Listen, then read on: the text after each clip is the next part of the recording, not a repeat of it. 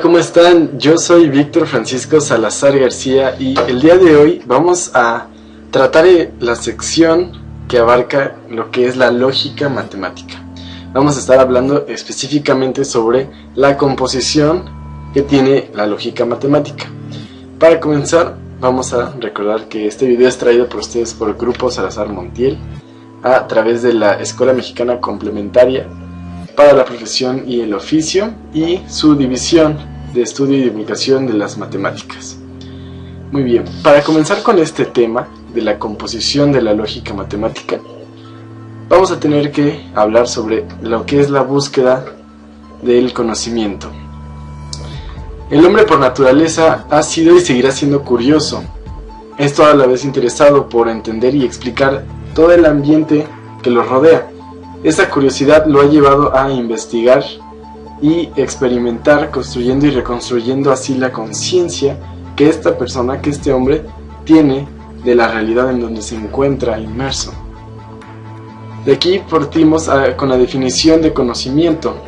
Vimos implícitamente que es un proceso lógico mediante el cual el ser humano construye y reconstruye también su conciencia, la conciencia que tiene sobre la realidad en la cual estás rodeado. Y dentro de este proceso de conocimiento tenemos varios elementos que los integran, como son el sujeto que al interesarse por estudiar la realidad o una parte de esta realidad se vuelve un sujeto cognosciente, por así decirlo. También este sujeto, o también un grupo de sujetos que puede ser, que estudian a la realidad o una parte de esta realidad, la convierten en un objeto de estudio u objeto de conocimiento, siendo otro de los elementos que tenemos en todo este proceso de conocimiento. Ahora, cuando este sujeto se acerca al objeto para estudiarlo, lo llamamos operación de contacto. Y cuando lo nombra o conceptualiza, ya sea construyéndolo o reconstruyendo esta operación de contacto, vamos a llamar a esa parte como representación. Y con estos primeros 4 elementos vemos que conjugados surge un concepto a veces inconsciente en los humanos, pero que es necesario que definamos: el concepto de verdad. Y con la verdad tenemos 2 tipos principalmente: la verdad que es trascendente y la verdad que es inmanente. La verdad trascendente es la verdad que radica en la concordancia del contenido de la idea con el objeto que se está estudiando en este caso. Aquí le damos más importancia a la concordancia que hay entre el objeto que se estudia y la idea. Y la otra, que es la inmanente, que es la verdad del conocimiento, es la concordancia del pensamiento consigo mismo. Aquí ya se ven otros tipos de relevancia con respecto a la verdad. Con todo esto vemos que tenemos un criterio de lo que es la verdad, y la verdad se relaciona con el principio de ausencia de contradicción, o que el pensamiento concuerda consigo mismo cuando éste está libre de contradicciones. No estamos hablando tanto del contenido, sino de toda la estructura que tiene, que puede llegar a una expresión. Al ver todo esto, vamos a ver bien la parte de la lógica y su composición. La lógica proporciona los elementos teóricos y metodológicos que nos ayudan a estructurar correctamente el pensamiento. Entonces, cuando llegamos a tener conceptos donde necesitamos saber si es verdad, la lógica es quien nos va a dar las herramientas, tanto teóricas como metodológicas, para poder manejar y estructurar nuestros pensamientos y así el conocimiento. Entonces vemos que en sí la definición de la lógica es que es una ciencia formal que estudia los principios de demostración e inferencia válida. El objeto del estudio de la lógica es la inferencia. Recordamos que la inferencia es el proceso por el cual se derivan conclusiones a partir de premisas. Las premisas van a ser como expresiones. Aquí vemos que la lógica se va a dividir en lógica formal y lógica informal, o a veces también llamada dialéctica. La lógica formal es la disciplina que propicia las condiciones para que la estructura del pensamiento sea correcta. La estructura del pensamiento. La lógica formal logra su objeto con la aplicación de reglas específicas que tienen como fin normar la construcción de estructuras generales del pensamiento, es decir, normalizar, llevar un orden, ciertas normas que van a ser aplicadas a las estructuras del pensamiento. La lógica formal, vamos a ver que esta se divide a su vez en la lógica proposicional y la lógica simbólica, o también llamada matemática. Nos vamos a concentrar en lo que es la lógica formal, que es la que nos interesa para estos aspectos. No nos vamos a abarcar en la lógica informal o la dialéctica. Esos son campos externos a lo que vamos a estudiar. Entonces, vemos que la primera división de la lógica formal es la lógica proposicional. ¿Pero qué es la lógica proposicional o qué estudia? La lógica proposicional estudia las formas en que se relacionan las expresiones, que ya las habíamos visto que aparecen mencionadas, que son proposiciones, expresiones, y para establecer las reglas que permiten derivar en el pensamiento que es correcto a partir de tales proposiciones. Estas reglas, estas normas que van a ayudarnos a que la estructura del pensamiento sea correcta. A eso nos referimos con un pensamiento que es correcto, en cuanto a su estructura, no en cuanto a sus ideas. Por ejemplo, el término proposición que vimos se refiere al contenido lógico, semántico de una oración. Una proposición es una oración enunciativa o declarativa. Y si recuerdan sus clases de primaria, las oraciones declarativas son las que en general pueden dotárselas de un valor de verdad y que a su vez se pueden dividir según contengan elementos de negación o no en afirmativas y negativas. Esto dependiendo si tienen, como vemos, los elementos de negación. Así podemos dividirlas en las que son afirmativas y negativas.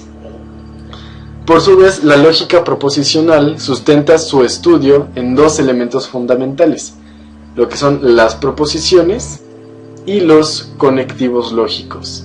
A su vez, las proposiciones pueden ser simples o compuestas. Entonces, es aquí donde vemos la división de la lógica formal, la lógica proposicional y la lógica simbólica, la que tiene los conectivos lógicos. Una característica muy importante de la lógica proposicional es que no toma en cuenta los contenidos de las proposiciones, sino que solamente las formas en que se relacionan. Es por ello que podemos sustituir las proposiciones, cada proposición, con letras, sin que ellos nos impidan continuar el análisis de las formas de interrelación, recordando que lo que estudiamos es la estructura de las proposiciones. Entonces, como vimos, tenemos varios tipos de proposiciones. Podemos tener proposiciones que son simples. Y cuando hablamos de proposiciones simples nos referimos a una proposición que es una oración declarativa a su vez, que tiene un sujeto y un predicado, que no tiene conjunciones de la forma y, o, entonces, sí, entonces tal, o sí y solo sí. Todos estos nexos conectivos que pueden tener no nos interesan, ya no son proposiciones simples. Una proposición simple todavía se puede dividir en 4 tipos. Las proposiciones que son verdaderas, y estas son las que enuncian un hecho que es indiscutible. Por ejemplo, que Cuernavaca es la capital del estado de Morelos. Ese es un ejemplo de un hecho que es verdad, es indiscutible. Así como tener un enunciado, una proposición de que 4 es menor que 6. Estos se pueden tomar como proposiciones que son verdaderas. Así como también podemos tener proposiciones que son falsas. Y estas son las que están en contradicción a hechos que son indiscutibles. Como por ejemplo, que Benito Juárez fue el primer presidente de México. Obviamente sabemos que Benito Juárez no fue el primer presidente de México. Entonces, al ser un hecho indiscutible y encontrarnos con una proposición que contradice a este hecho, es cuando vemos que tenemos proposiciones que son falsas. Así también tenemos otro tipo de proposiciones, las proposiciones que están abiertas, que son abiertas, y en ellas distinguimos que el sujeto que tenemos está sustituido por un pronombre, el, la, los, las, etc. Algo que no está especificado, o bien está sustituido por una variable, x, y, z, cualquier letra, una variable. Por lo que serán verdaderas o serán falsas dependiendo de quién tome el papel del sujeto, al que se refiera el pronombre o la variable. Vamos a poner dos ejemplos. Si tenemos la proposición que ella es una ganadora de la medalla de oro, no podemos decir directamente si es verdad o si es falsa, porque cierta persona puede ser ganadora, así como cierta persona no lo puede ser. Otro ejemplo sería que x es mayor que 13. Aquí sabemos que hay ciertos números que pueden cumplir esta proposición en donde va a ser verdadera, pero hay otros también que no la van a cumplir. Entonces consideramos que estas son proposiciones abiertas. Así como tenemos el último tipo de proposiciones, que son las llamadas proposiciones sin sentido. Estas proposiciones carecen de sentido si no están inmersas dentro de un contexto específico, o bien son inexistentes. Vamos a poner este ejemplo. Si tenemos esta proposición que el presidente del Distrito Federal se llama Luis, no indica que la proposición no sea entendible. Bien se puede llamar Luis o no, pero a lo que nos queremos enfocar es que el Distrito Federal no tiene presidente, tiene un gobernador, un jefe de gobierno, el cual, independientemente si se llama Luis o no, en la proposición ya carece de sentido, porque no existe el presidente del Distrito Federal. Independientemente de lo demás, con esos aspectos podemos decir que esa proposición, que esa expresión, que esa oración carece de sentido. Y para fines de lo que es nuestra lógica proposicional, utilizamos únicamente las proposiciones que son verdaderas o que son falsas. No podemos tener proposiciones abiertas. Por ejemplo, tomando un ejemplo de una proposición abierta, que 5 más x nos va a dar igual a 2.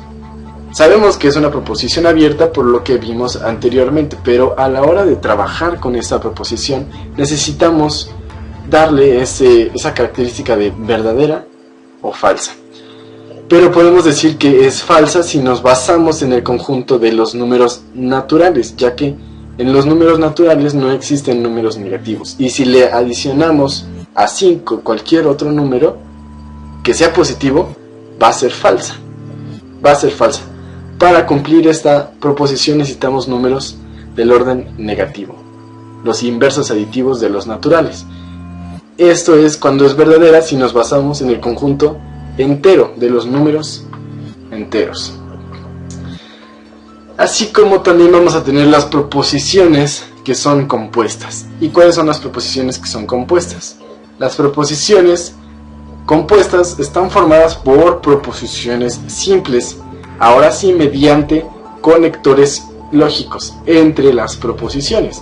Estos conectores pueden ser no, y, o, entonces sí, o también puede ser sí y solo sí. Más adelante vamos a ver a detalle estos conectivos, pero necesitamos tener consciente que existen proposiciones simples y también existen proposiciones que están compuestas por proposiciones simples. Un ejemplo de una proposición compuesta puede ser que Cuernavaca no es la capital del estado de Morelos. Independientemente si es verdadera o falsa, lo que queremos marcar aquí es el conector que hay. Otro ejemplo es 5 es un número impar y primo. Vamos a después ver a detalle qué quiere decir cada conector, pero lo que queremos ver es que esta proposición está compuesta por dos proposiciones simples. 5 es un número par y a la vez 5 es un número primo. Entonces tenemos esas dos proposiciones simples. En el otro ejemplo, por ejemplo, 3 es un número par o impar. Entonces, con esta proposición compuesta podemos ver que 3 es un número par o que 3 es un número impar. Ya vemos que tenemos dos proposiciones simples en una proposición compuesta. Y pasamos al otro tipo de lógica formal, lo que es la lógica simbólica o también llamada matemática. La lógica simbólica la podemos describir como la disciplina que se ocupa de plantear reglas del cálculo establecidas con base en una simbolización específica. Es decir, que emplea símbolos matemáticos que permiten construir modelos formales para analizar estructuras del pensamiento. Es por eso la analogía con las matemáticas, porque en este tipo de lógica formal vamos a hablar sobre símbolos, vamos a trabajar con símbolos que también son utilizados en las matemáticas. La lógica simbólica nos va a ayudar a encontrar la corrección de la estructura de los pensamientos y así establecer las reglas en torno a la estructura del pensamiento, no al pensamiento en sí, sino a su estructura. Lo que estamos buscando es corregir la estructura del pensamiento, no el pensamiento en sí. Podemos vislumbrar las características del uso de la lógica simbólica a través de una analogía. La aritmética, por ejemplo, utiliza números como los elementos fundamentales, con los cuales realiza operaciones definidas bajo ciertas reglas específicas. Así también la lógica simbólica va a tener como elementos fundamentales a las proposiciones simples. Con ellas podemos realizar operaciones a través de los conectivos lógicos y las reglas específicas que vamos a tener para obtener proposiciones más complicadas, las proposiciones compuestas. La lógica simbólica la podemos dividir también en dos principales secciones: la lógica que es proposicional a su vez y la lógica en términos. Vamos a tener esta conjugación donde tenemos a la lógica proposicional y a la lógica de términos. Subdividiendo a la lógica de términos podemos dividirlo en predicados, en clases y en relaciones, ya que la lógica simbólica utiliza tanto en las proposiciones, va a utilizar a la lógica proposicional, como también constantes, conectores y términos así. Entonces, la lógica simbólica va a ocupar también a la lógica proposicional. Y es con esto que llegamos a la conjugación de estos dos tipos de lógicas formales, las tablas de verdad. Recordemos que una tabla de verdad o tabla de valores de verdad es una tabla, una tabla que muestra el valor de verdad de una proposición compuesta. Para cada combinación de valores de verdad se pueden asignar sus componentes, a sus componentes. Los conectivos lógicos son operadores lógicos a la manera de símbolos matemáticos, que ya vimos, que nos sirven para asociar proposiciones simples y construir las proposiciones que son compuestas. Pero este tema de las tablas de verdad es tema para otro video. Espero que hayan disfrutado de este video y puedan tener una concepción de toda la estructura que es la lógica formal, así de la lógica proposicional y matemática. Recuerden que si les gustó este video, denle me gusta, coméntenlo, compártanlo para que podamos continuar haciendo esta serie de videos. Recuerden que mi nombre es Víctor Francisco Salazar García y nos vemos en el siguiente video. Muchísimas gracias.